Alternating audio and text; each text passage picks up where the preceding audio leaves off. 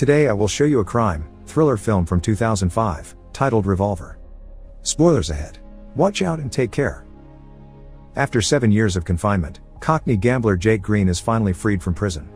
2 years after his release, he and his brother Billy go to one of the most important casinos in the area with the intention of getting back the money they are owed by the owner, crime boss Dorothy Macha. Ignoring his bodyguard Paul's advice, he allows Jake to join his private game. On the way up, Jake hesitates to take the elevator because of his claustrophobia, but the other bodyguards remind him they must climb 20 floors, so he gives in and takes the elevator while fighting a panic attack. Jake's first bet is on a chip toss against another player at the table, which he loses. But this is on purpose. He's manipulating Macha into a sense of false security, so when he makes the same bet with him, he wins this time. Billy and Jake hurry to leave the casino with their bags full of cash, and on their way out, they're stopped by Zach, who tells them they're in danger and he can help them before giving Jake his card.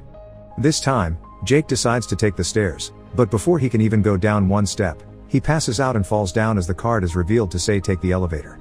While Jake is rushed to the hospital, Macha expresses his worries to Paul.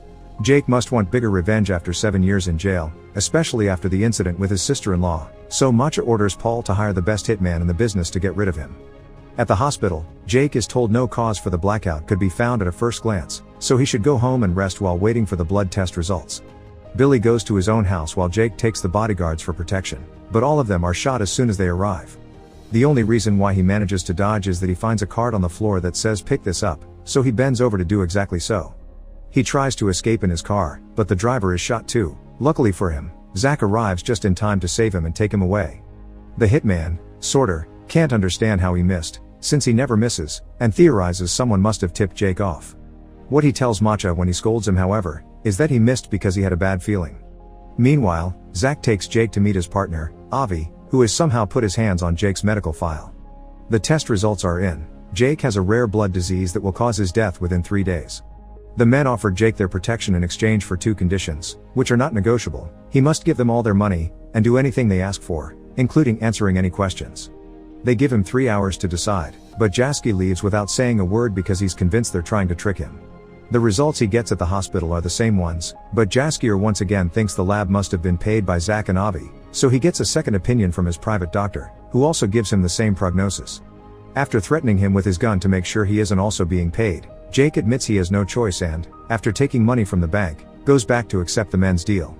As they go out for a ride, Avi explains they're loan sharks, and it'll be Jake's money that they'll be loaning. After visiting their first client to drop the money, Avi demands Jake to tell him all about his history with Macha.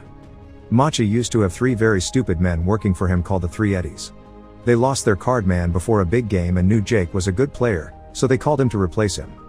Jake wanted to refuse, but they threatened Billy's family, so he had to accept to protect them. During the game, however, the other men on the table began insulting Jake and his mother. Jake wouldn't accept that, so he started a gunfight. The power went off, the money disappeared, and the next thing he knew, someone dropped his name and Jake was being questioned by the police. To keep him from talking, they threatened his niece and accidentally killed his sister-in-law when she tried to protect her daughter. Jake didn't tell the cops that Macha organized the games and was sent to jail for 7 years. During that time, the Eddies upset Macha in some way, which resulted in him using them as concrete.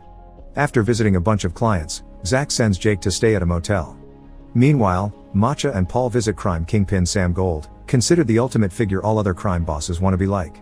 However, Gold never receives visitors, so instead they meet with his advisor, Lily Walker, who accepts to broker a powder deal with Macha. She also reminds him that Gold doesn't like publicity or give second chances. Sometime later, Jake gives Zach and Avi more money before he's asked about his time in jail while playing chess with Avi. Jake had been given 2 options, 14 years of normal time or 7 years of solitary, so he chose solitary. His cell was between 2 men's, a chess master and a con man, that had been there for a long time, and while they never talked to each other, they knew everything about each other. During the first 5 years of Jake's sentence, the 3 of them would communicate by sending messages written on the library books, and that was how Jake learned their formula to win any game in the world. The 2 men were planning a prison break and promised to take Jake with them, but when they finally left, they disappeared without a word and left Jake behind. When he was released 2 years later, he found out those 2 men had taken all his money and only left behind a note that said you can only get smarter by playing a smarter opponent, so Jake started using the formula to make himself rich at various casinos. As the days pass, Jake continues working by visiting various clients and giving away his own money. He's also supposed to threaten them if they don't pay, but he can't bring himself to hurt innocent, desperate people. Meanwhile, Avi and Zach are chaining the side of a wall to a truck so when they pull, They break said wall and steal the safe on the other side. This safe has the powder Matcha had promised Lily, so when he finds out he's been robbed, he sends Paul to solve this no matter what it takes. Paul goes to see their rival, Triad Kingpin Lord John, who accepts to provide them with the powder on such short notice but only for an overinflated price. Jake, Zach, Avi, and their team go to the hotel where the exchange will happen. They sneak into a room next to the thugs to make a hole in the wall and inject sleeping gas, putting both Matcha's and John's men to sleep. Then they steal the money and the powder, framing it to make it look it was Matcha that robbed John and vice versa. Sometime later, Jake gets a call from Billy, who tells him he's been asking around and has found out that Zach and Avi are so dangerous that not even gold would touch them, so Jake should get out of there. Jake doesn't listen and goes back to work, where he's being expected to shoot a scared client. He refuses and tries to shoot Avi instead, but he realizes the gun is empty right before Avi knocks him out. Jake wakes up hours later in the motel and gets a call from Avi saying he's survived his third day so he should get a checkup. After being visited by his niece and Billy, who leaves him a gun just in case, Jake goes to see his doctor, who confirms the diagnosis had been wrong and Jake is fine. He tries to call Avi and demand answers, but Avi only says he'll have to wait. Meanwhile, Paul has been gathering information, and Jake's name has come up as involved in all the problems his men have been going through, so Matcha orders him to kill him. When Jake returns to the motel, Avi and Zach are waiting for him and warn him that Matcha's thugs are waiting inside the room. Jake runs away and the men go after him, but he manages to lose them, especially when one of the thugs slips and shoots himself by accident. The other criminals find the body and think Jake did it. Jake goes to see Avi and Zach at their office, where they confess they've always known Jake didn't tell them the whole truth about his old deal with the Eddies. Those three clowns had been waiting for Jake when he got out of prison to kill him, since what he did caused them to get fired by Matcha. To save his life, he offered the Eddies a deal. Every month, he would give them 3% of any money they would lend them. The first time, only one Eddie agreed to it. But when they saw he kept his deal, they all wanted to be in, this time for a 4%. In truth, Jake was paying each Eddie with another Eddie's money, so he wasn't losing anything. It came to a point where they didn't have any more money to lend, so they borrowed from Matcha, who quickly became interested in the Eddie's mysterious moneymaker man. After gambling with the formula and making himself rich, Jake chose that moment to take a vacation with his brother and niece, and that was when Matcha killed the Eddies for not paying him back. Speaking of Matcha, he's having dinner at a fancy restaurant when he's visited by his henchmen, that tell him Jake escaped. Sorter recognizes John's lover pretending to be a waitress, so he shoots her before leaving the restaurant to go after her driver. However, his shooting is still off and he only got to hurt her, not kill her, so before dying, the woman manages to shoot Matcha's finger off in the middle of the commotion. Then, Sorter is sent to Lord John's hideout to kill him and his men. Back to Jake, he's still chatting to Zach and Avi while they play golf on a roof. They explain to him that nobody ever gets to see gold because he doesn't actually exist, he's just a representation of ego and the personification of greed, he only has power over those who invest in him. So what Jake needs to do is change the rules of what he allows to control him. Afterward, Jake takes the rest of his money from the bank and donates it all before sneaking into Matcha's bedroom. While fighting with the voices in his head that represent his ego, Jake apologizes to Matcha for tricking him out of his money, accepts him as the superior crime lord, and tells him he's made a donation in his name before leaving. In order to confront his fears, Jake takes the elevator, which gets stuck on the 13th floor. While fighting off a panic attack, he has a conversation in his mind in which he rejects his ego, finally stepping out of the game as a free man. Once the elevator being's working again, Jake reaches the ground floor and finds Matcha waiting for him with a gun, driven crazy by his own ego. However, Jake is at peace with himself and simply walks past him, which drives Matcha mad because he can't understand how someone won't fear him.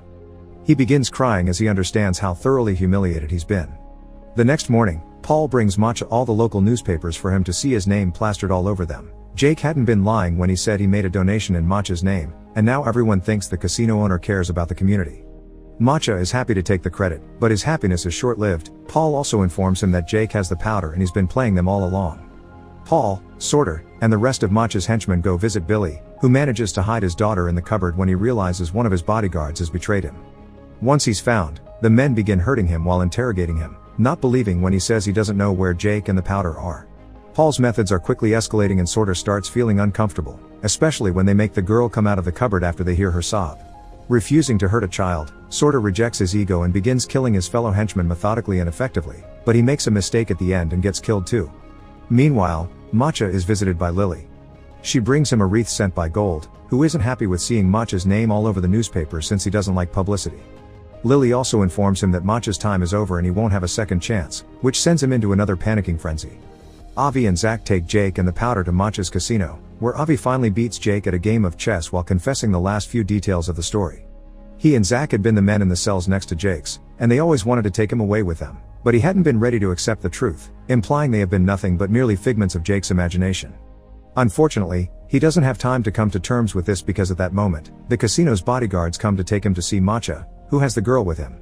After dropping the bags of powder on the floor, Jake tells his niece everything will be fine, which drives Matcha mad because Jake is still showing no fear even when he's pointing his gun at the child. Humiliation causes the ego voices in Matcha's mind to reach the conclusion that Jake can't hurt a dead man, so he puts the gun against his head and shoots. Make sure to subscribe and turn on notifications so you can watch more videos like this. Thanks for watching.